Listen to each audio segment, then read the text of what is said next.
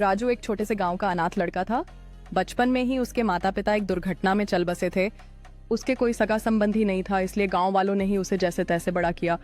वह मेहनती और समझदार था, लेकिन जब भी उसे किसी से प्यार या अपनापन चाहिए होता, लोग कह देते, तेरा है ही कौन, कोई नहीं तेरा अपना। राजू ने ये बात दिल पे ले ली और पढ़ाई के साथ साथ खेतों में भी काम करने लगा। धीरे धीरे उसने खुद का छोटा सा खेत खरीदा और मेहनत से उसे उपजाऊ बना दिया। एक दिन गांव में बाढ़ आ गई। गांव के लोग अब उसकी इज्जत करने लगे, लेकिन अंदर ही अंदर वो खुद को हमेशा अकेला महसूस करता। कई घर डूब गए, लोग परेशान हो गए। राजू ने बिना किसी भेदभाव के सबकी मदद की, कभी खाना बनाकर, कभी बच्चों को कंधे पर उठाकर सुरक्षित जगह पहुंचाकर। राजू, तुमने साबित कर दिया कि अपनापन खून से नहीं कर्म से होता है।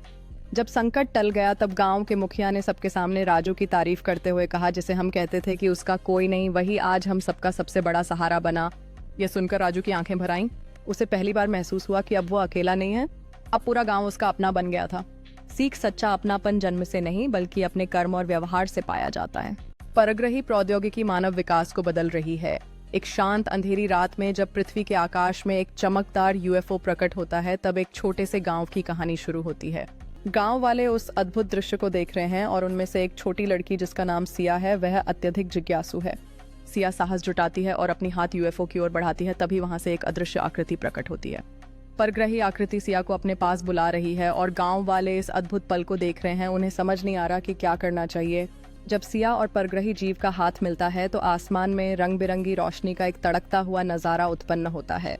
गांव वाले उस अद्भुत दृश्य को देखकर मंत्रमुग्ध हैं और उस क्षण को कैद करने के लिए अपनी पुरानी कैमरों का उपयोग कर रहे हैं।